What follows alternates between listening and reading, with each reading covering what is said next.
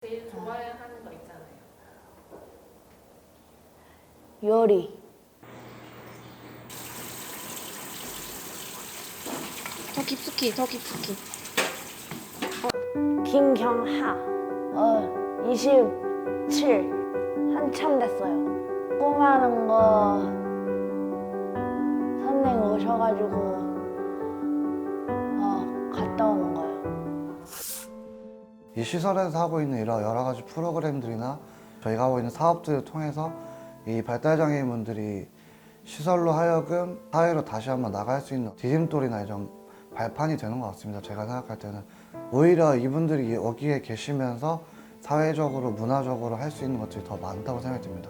얘가 뭐를 알고 뭐를 하는 것보다 결론은 우리 아이가 해피하면 되는 거예요. 이용인 분들이랑 함께 지내고 가족분들이랑도 많은 이야기를 하면서 저희가 좀 그 중간 역할을 좀 하는 거 아닌가 싶어요. 최대한 지역사회에서 이용인 분들이 이용하실 수 있는 것들을 최대한 활용을 하는 게 저희의 역할이 아닌가 싶습니다. 많이 변화됐죠. 간단한 거로 또 예를 들어서 식사하고 저기 갖다 줘.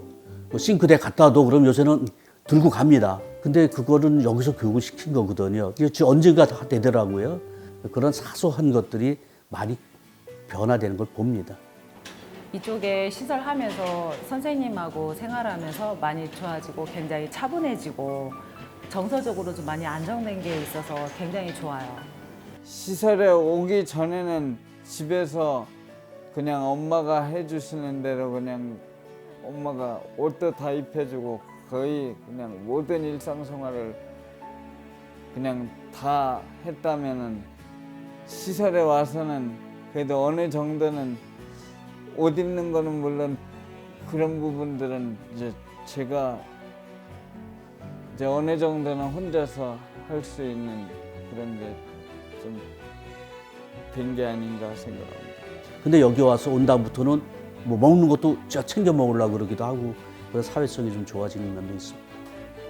눈에 띄게 많이 발전을 한 거예요. 그 작은 부분이 정말 아무것도 아닌 그 부분이 나는 그거를 훈련시키기 위해서 너무나 수천 번을 아이하고 씨름을 했는데 그게 변화가 되니까 너무나 감사합니다. 어딜 한번 시장도 마음 놓고 갈 수 있고 애만 보호할 사람이 있으면 애가 둘이 있을 때는 시장도 마음대로 못 가고 그런 상황입니다. 애사 같은 경우에는 정해져 있지 않잖아요. 그런 경우에 맡기고 싶어도 아는 것도 없고 또 미리 이렇게 관계되어 있는 단계가 없기 때문에 맡길 수가 없어서 때로는 그 친구 엄마한테 뭐 이런 경우가 많이 있어요. 그래서 안타까움이 많죠. 제가 2016년도에 신청을 했는데 대기자들이 많아가지고 그리고 또 이용자들이 빠져나가야지만 자리가 나요. 그러니까 참 어려운 점이 많아요. 특수학교 그 해마다 나오는 졸업생들이 몇 명이에요. 많잖아요. 근데 사실 이런 데는 구마다 하나씩 있는 것도 아니고 동마다 하나씩 있는 것도 아니고 사각지대에 놓인 부모들은 갈 데가 전혀 없어서 어쩌다 한 번씩 자살 사건도 일어나고 제가 몇 번이나 목격을 했었어요. 그렇게 돼요. 지금 가고 싶은 엄마들 굉장히 많죠. 근데 현실은 그게 뜻대로 반영이 되지 않으니까 그게 진짜 시급한 것 같아요. 오고 싶어 하는 사람들은 굉장히 많아요. 근데 시설이 너무 부족합니다. 그러니까 이게 계속 누적이 되거든요. 시설은 늘어나지 않고 실제로 주변 아파트라든가 거기서는 반대라는 데모도 하고 있고 그건 매스컴에도 많이 나오는데 이런 시설은 한정이 돼 있고 늘어나지 않는 상황에서 오고 싶은 사람 누적이 되니까 그 인원수는 굉장히 많이 있을 겁니다. 제 주변에는 거의 대기하고 있는 부모들이 많아요. 근데 뭐 한 번 입소를 하면은 특히 시설 조금 좀 시설 좋고 괜찮다 하는 데는 자리가 안 나서 그러니까 다들 대기 시간이 늦어지는 것 같아요. 정말 살 수가 없어요. 왜냐하면 저 같은 경우는요 남편이 우리 아이 8개월 때부터 수술해가지고 9번을 수술했어요. 혼자 몸을 케어를 못합니다. 어려워요. 모든 일이 저한테 맡겨 있어요. 그래서 남편도 케어해야 되고 아들도 케어를 해야 되고 그런 상황이 있는데 제 밑에 남동생이 있습니다. 큰아이 밑에 남동생이 있는데 걔가 결혼을 안 하겠다고 해요. 그래서 이유가 뭐냐 그랬더니 엄마 아빠가 돌아가시고 나면 형을 누가 케어를 하느냐. 부모들이 뭐 그 아이를 데리고 살 능력이 있을 때는 괜찮아요. 그때는 뭐 부모들이 희생해 가면서까지도 내 자식이니까 돌보고 같이 생활을 할 수도 있는데 나이 먹고 힘없을 때 그 아이를 과연 누가 돌보느냐. 형제들도 자기 생활을 뭐 희생해 가면서 동생이나 오빠를 위해서 그렇게까지 부모처럼은 할 수가 없을 거예요. 아이하고 센터. 그러니까 다른 형제는 보살필 수가 없었어요. 아, 너네들은 너네 알아서 커. 왜냐하면 나는 얘 아픈 애가 있기 때문에 나는 지금 얘를 케어해야 돼. 끌려다니다시피 한 삶을 살았기 때문에 지금 이렇게 성장이다 보니까 조금씩 더욱더 과격해지고 폭력적인 행동이 나타날 수도 있고 그런 경향이 있어서 맞고 사는 부모님들이 많아요. 저희는 야간에도 같이 운영을 하다 보니까 야간 종사자 선생님들이 자주 이제 그만두시는 분들이 많으셨어요. 그러면서 이제 업무 인수인계에 따른 어려움도 좀 있었고 이렇게 종사자분들이 자꾸 바뀌다 보니까 이용인 분들도 많은 혼란을 좀 겪으셨던 것 같아요. 발달장애인분들 특성상 반복되는 행동이나 반복되는 소리들 또 이런 것들을 저희가 케어함에 있어서 한 사람이 여러 명의 인원을 봐야 될 때 그 행동들이 한 분에게만 있는 게 아니라 여러분들에게 동시다발적으로 일어나는 경우가 많은데 그것들이 이제 계속적으로 반복될 때 어느 정도의 이런 스트레스를 받고 있는 건 사실인 것 같습니다. 우리 애가 여기는 중증장애인 시설이다 보니까 애들이 정도가 좀 많이 심한 편이거든요. 그렇게 되면 사실 1:1 지원이 되지 않으면 그중에서 좀 떨어지는 애들은 여기서도 소외를 받게 돼요. 내가 정말 죽어서도 아 정말 거기 단기보호 시설에서 우리 아이는 그냥 잘 있으니까 나 편히 눈을 감아야겠다. 이 정도로 이렇게 그런 제도적인 장치가 있으면 정말 좋겠어요. 저희 아이가 도망을 좀 잘 나갑니다. 그런데 나가서도 일을 저지를 때가 있어요. 도움을 주는 분보다는 그 외에 연락고 와가지고 그 뒤처리 또한 경찰한테 잡혀가서 경찰 아저씨가 저한테 무슨 애를 이렇게 내보내냐는 그런 말을 할 때가 있어요. 그럴 때는 난감하기 이를 데 없고 부모 밑에서 부모를 나가는 그 순간부터 유기가 되는 겁니다. 뭐 유기견 말하죠? 우리 아이들 유기가 되는 것밖에 안 돼요. 지금도 아무리 장애인 같이 더불어 사는 사회 그냥 하는 소리예요. 더불어 살지가 않아요. 무슨 벌레 보듯이 무슨 병자 보듯이 감염되듯이 과연 우리 사회가 그걸 흡수할 정도로 인성이 많이 정말 고급스러운 인성사회가 됐을까요? 저는 그거 많이 부족하고 그냥 원숭이처럼 내 아이가 그런 취급 당하는 것도 너무 싫습니다. 제가 보는 입장에서는 대상이 정해지지 않았어요. 어떤 시설로 어떤 규모로 무엇을 한다고 됐는데 대상이 무엇인지가 불분명합니다.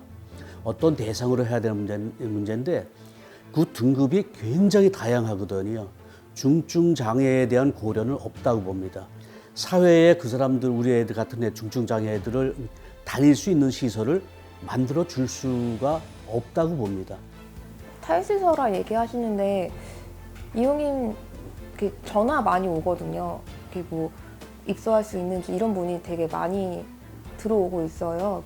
그것도 이제 큰 시설에서 인원이 축소되면서 이제 뭐 그런 분들도 많으시고 물론 그 지역사회에 나와서 우리 아이들이 보다 인간적으로 보다 더 인간적인 삶을 영위할 수 있게 하는 그런 거는 저도 찬성이지만 그것은 어디까지나 경증의 아이들이고 굉장히 그 상태가 양호한 아이들은 사실 탈시설화를 가든 시설을 가든 그런 아이들은 갈 데가 너무 많아요. 문은 굉장히 많이 열려 있고 할 때도 많고 갈 때도 많고 받아주는 데도 많고 그러나 중증의 장애를 가진 아이들이나 이런 아이들한테는 굉장히 갈 데가 없어요. 마음은 정말 내가 평생 얘를 케어해야겠다 하지만 많은 부모가 그래도 얘보다는 내가 하루만 더 살게 해주십시오 하고 기도를 하고 살잖아요. 그게 왜겠어요. 엄마들이 이렇게 가슴 아프게 뼈 아픈 현실을 모르고 반영하는 말씀들이세요. 정말 그게 누구를 위한 외침인지 저 자신도 아이러니인 거예요. 우리 엄마들, 부모나 장애인 그 당사자들 그런 상황을 보고 말씀하시고 생각을 하시고 해야 되는데 무조건 탈시설화 하면은 저희는 정말 어디에 내몰리고 진짜 정말 죽어야 되는 거고. 나이를 먹고 힘이 들고 하면은 어딘가는 이 친구들을 보내야 되는데 탈시설화 해버리고 나면 이 사람들이 갈 데가 없어져요. 그리고 가정에서 뭐 아무리 뭐 활동 도우미나 이런 분들이 와서 한다 그래도 24시간 케어를 할 수가 없잖아요. 노후를 대비해서는 많이 지역 가까이에서 있어야 된다고 봐요. 그러니까 탈시설화에 대해 하는 거에 대해서 굉장히 조금 좀 모르겠어요. 어떤 일부의 의견인지는 몰라도 제가 볼 때는 아직까지는 뭐 힘들 것 같아요. 그거는 진짜 특별한 대책이 없죠. 어디 어떤 시설에 가는 수밖에 없는데 시설이 있을지 그거는 지금은 대책이 없습니다. 제가 이제 언젠가는 없어지면 걔한테 어떻게 될지는 그건 모르죠. 그건 대책이 없죠. 대책이 없어요, 저는. 저는 진짜 굉장히 절망적이에요. 자꾸 탈시설화 된다 그러고 하니까 만약에 부모가 없으면은 그 책임을 누가 과연 뭐 부모만큼 져줄 수 있을지도 의문이고, 그래가지고 심하게 생각하면은 뭐 같이 가는 방법도 생각해 볼 수도 있고 여러 가지로 그래요. 뭐 그거는 굉장히 저뿐만이 아니라 장애 애들 가진 부모들은 다 그런 생각을 한 번씩들 가지고 있을 거예요. 내가 죽어야만 내 애가 행복해야 되는 이런 법적인 제도가 어디 있습니까? 그냥 절 빨리 죽여주세요. 어쩌면 내가 정말 이렇게 하소연하고 싶을 때가 있어요. 그러면 내 아이를 정부나 기관에서 책임져 주잖아요. 그러니까 그렇게 할까요? 진짜 이렇게 묻고 싶을 때가 있었어요, 제가. 이 산 저 산 꽃이 피니 분명 곧 봄이로구나. 극단의 선택을 하고 있는 그런 뉴스를 볼 때에 남의 일이 아니고 저의 일임을 제가 실감을 합니다. 쓸쓸하더라 나도 어제 청춘이 일러니 오날 백발한심하고. 이 시대 이후의 장애를 가지고 있는 부모, 장애를 당한 모든 사람들, 특히 이제 지적 장애인을 가진 사람들, 지금보다는 훨씬 정말 좋은 환경과 엮여내서 생활했으면 좋겠습니다. 한들 쓸 때 있나